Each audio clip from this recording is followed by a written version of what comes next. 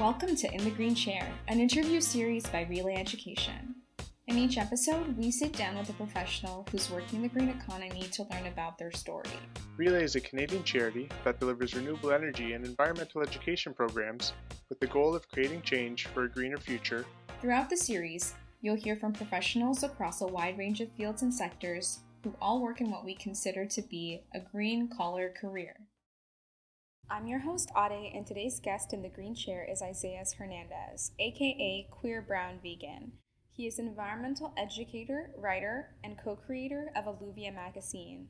Welcome to the show, Isaias. Yeah, thank you so much again for having me. Thank you for being here. So you studied environmental science at UC Berkeley. What was your favorite class? I think for me, it was so interesting. I took an international rural developmental policy course, and that's when I started to realize how to analyze policies and practices that are being implemented and how to really use a mindset that challenges rhetoric versus reality. I was able to look into institutions to see how they develop and implement programs throughout the countries and kind of really critique what is their true intent and the actions that they have committed to harm BIPOC communities. I really gained a critical lens to allow me to not just accept things face value, but to critically ask questions, which till this day I kind of use in my work. Absolutely. And with those critical thinking skills, you've applied that into being an environmental educator. But did you always know that that was your path? Were there other environmental jobs that you considered? Yeah, during that time, actually, I was really invested in doing social media for marketing and for other companies that were non environmental related. And for me, I was so passionate about creative skills, environmentalism, and social media. However, there wasn't really that much jobs available in that field. And also, when I did get out of college and apply to jobs that were in the nonprofits, the green orgs, I got rejected from all of them. And so for me, it was not really a slap in the face. It was more about reality, like maybe this isn't my path, and that's okay. And so for me, I got a creative agency job in New York City. So not really that much doing creative work, but understood the mechanics behind it. I had the opportunity to work at an agency with a degree in environmental science that did not even align with my other coworkers during that time.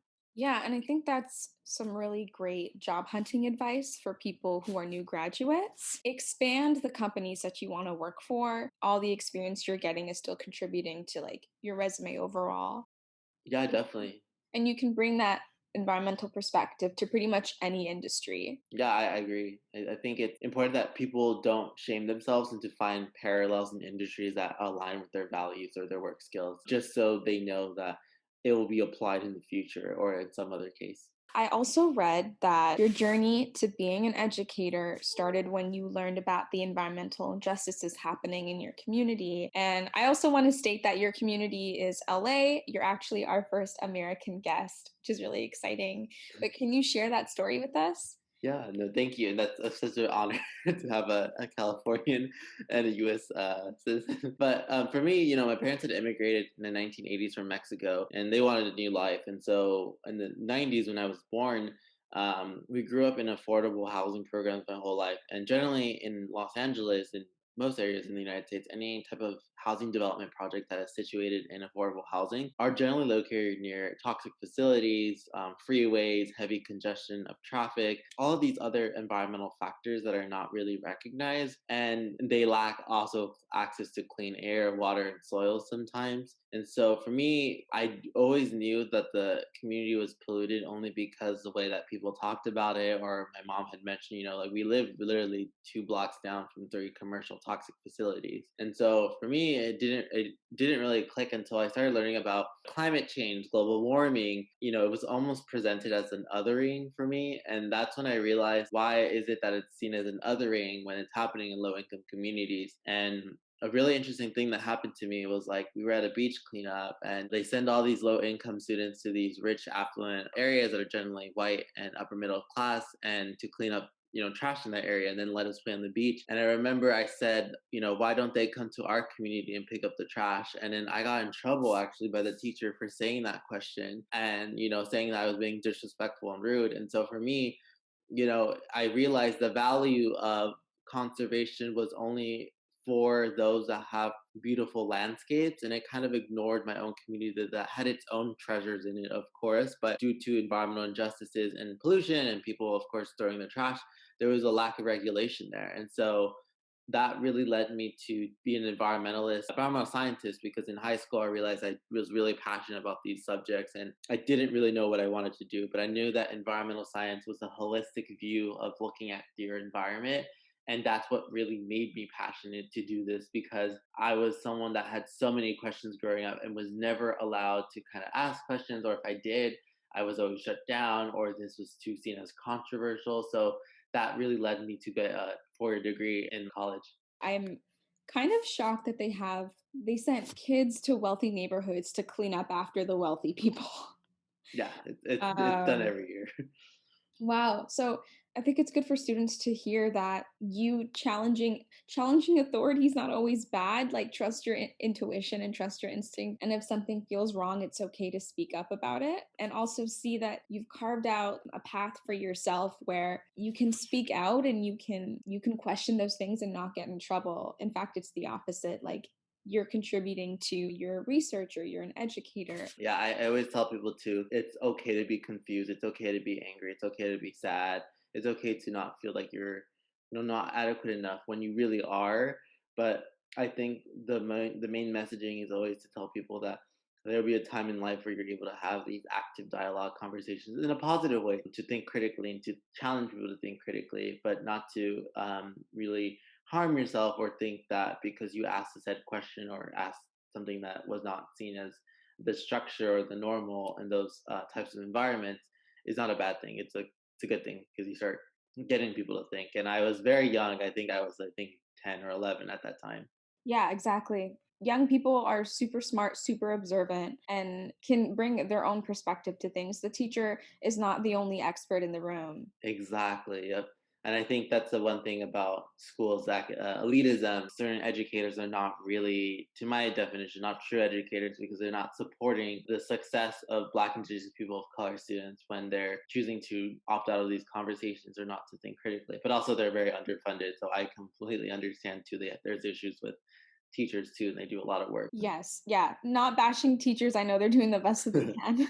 So, I want to talk about veganism. Obviously, you do a lot of promoting of a vegan diet, but you also critique veganism as well. And I just want to know, what is veganism and how does it connect to climate change? Yeah, when I first learned about veganism, I thought it was a diet. I kind of fell in the trap of like following all of these influential people that were like promoting these types of lifestyles. And so I was like, oh, it's a nice diet, it's good for the planet. But I really recognized and learned more about veganism due to my friends that it's more of a lifestyle than a diet. And it's really rooted in ancestral BIPOC practices. Certain communities that have always had deep relationships with plant-based foods. The current lifestyle that we see today, I think heavily focuses on diet culture, but I do think that it's also important to note that veganism is not saying that, you're going to be cured of all of these health adversities. We are saying that recent studies and studies have always shown that eating more plant-based foods is better for the environment, for the planet, and for living species. For me, I situate veganism as viewing the anti-oppression of humans and non-human animals and fighting for the justice of life of all sentient beings, right? I'm not prioritizing one or the other. I have to also say that as someone who comes from a marginalized identity and has faced oppression due to my race and identity, I can see why certain people value, of course, humans first and then non-humans. But I think it's important that we work on anti-racism and dismantle speciesism. But I think there is a lot of historical implications that have happened that we also need to acknowledge, things that have happened in the vegan movement, animal rights movement, that have not been addressed. Yeah, so you're right, it is a lifestyle, and you have really kind of critiqued like the classism, especially for people like that live in food deserts. Maybe being totally vegan is not even accessible to them. There's so many aspects to it, but I really like that. Just because you're vegan doesn't mean you're not going to critique it. Exactly. No, I completely agree. And I think, too, it is important to address if people are preaching for veganism, but yet staying silent or fighting for food justice, then what does it really mean to them when they're trying to conversate or shame someone? Because that's not really productive. There's a difference between activism and provocativism. And I think people, and especially animal rights activists, some of them have said, it's not their responsibility. It's the system's fault. It's a institutional fault that we have these systems of oppression in place. So that really, to me, says that you're able to opt out of these conversations. Meanwhile, you're over here trying to tell communities to go vegan when they don't even have nutritional educational justice in their system. If you're not going to have these conversations, then I'll be gladly to talk about them. They call me radical left veganism these days. We're not trying to change any rhetoric. We're just trying to reclaim the word for what it is and for what it was originally stood for, and reclaiming our own ancestors who have been preaching about plant-based food systems and making their own veganism accessible. Yeah, there's so much like ancient history available where like I'm thinking of Christian Orthodox Ethiopians that go vegan twice a week, Jainism, like there's so many around the world. So I want to talk about high school and elementary school. The type of education you got growing up. Did you have the opportunity to learn about environmental justice? I know you mentioned the beach cleanup. Any topics about environmental racism or justice were actually never talked about in my K through 12 education. How I learned about the term just environmental justice was, I think, around senior year. There was a presentation from an environmental justice group that came into our class, or I think it was assembly, and they talked about environments in our area, and they talked about pollution. We're like, yeah, we know about pollution, like we get it. But then they talked about environmental justice, and I was like, justice, like for the environment, like what? Like I don't understand. And so that got me thinking finally, but I was like, well, this is what my community lived in. And they described the cities that I were experiencing, which the ones I grew up in and had also visited my godmother when I lived there in the weekends. These were injustices happening in the community. And so that kind of got me started to think what I think that middle school and high school didn't teach is that they're really good at teaching like the effects or how processes and systems work, like carbon cycle, water cycle, right? Those are basic elementary things that are introduced, and some I don't even know them honestly to this day. I always forget them, so I need to catch up on them. But I think it's also important to understand that these topics regarding race and class are seen as controversial, and parents can get involved legally.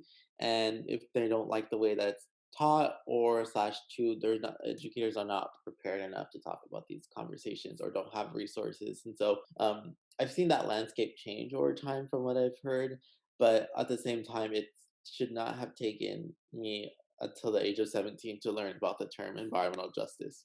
Agreed. And I think you're doing that work, you're contributing to that change too, because I find that through your infographics, through your blogging, and through your magazine, in a way, the word I've been using is you're democratizing higher education.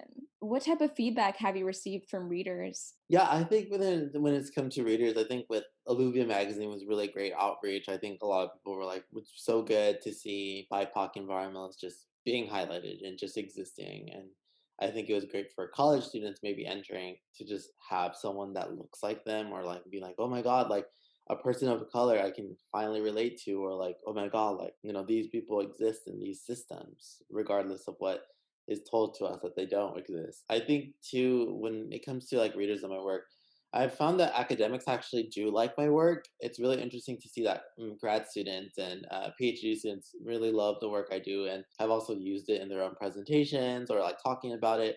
But I've seen that a lot of high school students, especially high school clubs and college clubs, really love this information because I think it provides them some type of introductory foundation for them to get started, and it's perfect for their ages because that's something that we all need to learn at a very young age. And how do you really dissect this type of information that is so sometimes so complicated that I'm still honestly learning more about it every day. Like my theories and my own values evolve over time. So I think that my work has been really represented really well.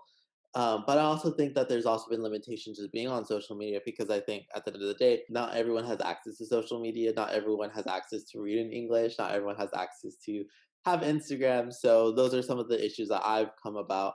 But I think with blog posts, it really helps those who just want to learn more about the subject really kind of break it down in a historical timeline just for them to kind of like, oh, this actually makes sense now. Yeah, and I totally agree with the high school students. I remember being in high school and craving more. Yeah, definitely. I think there's an injustice that is done in history, right?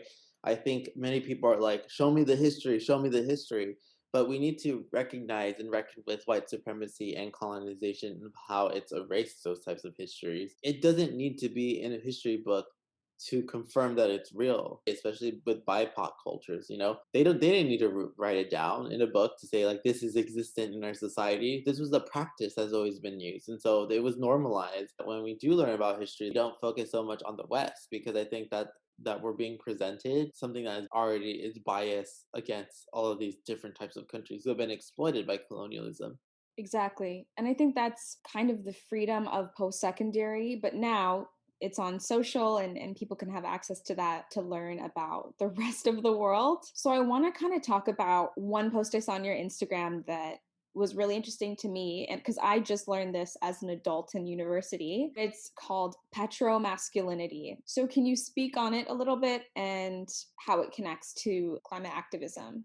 There's an interconnection between fossil fuels, climate change, and misogyny. These systems operate in the same way. So it argues the fact that the practice of burning of fossil fuels, as Lisa Daggett explains, sociologist, she says that this is the practice of toxic masculinity. What happens is that most of those facilities where the fossil fuel industry tried to extract oils from, especially in indigenous lands, many of the people that were in the front lines of those movements and to fight off these industries are generally women and femmes and non-binary folks.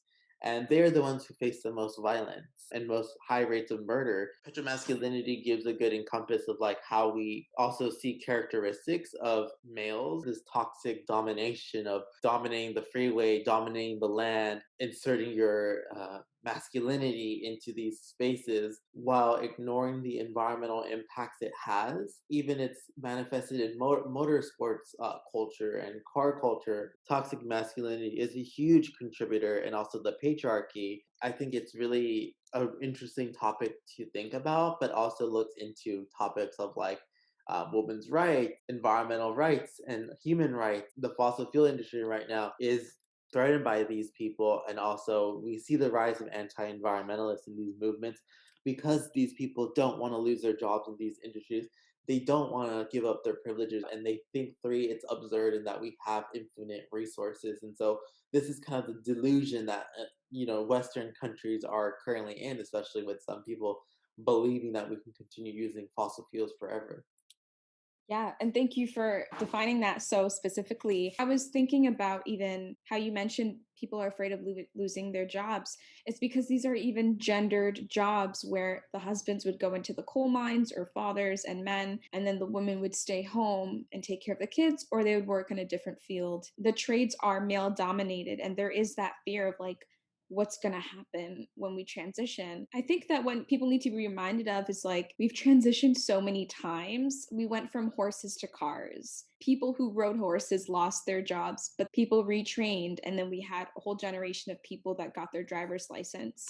There is retraining in renewable energy. And we had a great guest a couple weeks ago, Meredith, who works in wind turbines. And she said, like, this industry is growing. If you're coming from the trades, retrain and know that there's jobs here. So I think that's also like the misinformation kind of used to scare people. No, I definitely agree. And I think this is an issue that we've seen. And this historical rhetoric also fuels many of these people to kind of continue supporting these types of industries. And so it allows the fossil fuel industry to continue operating and continue seeing itself as a way to benefit for society. Exactly. What part of a green future are you looking forward to? For me, a green future for me, although I don't really know what it would look like, but I do think that it centers environmental justice at the forefront, because we now have an administration here in the United States that acknowledges environmental justice and racism.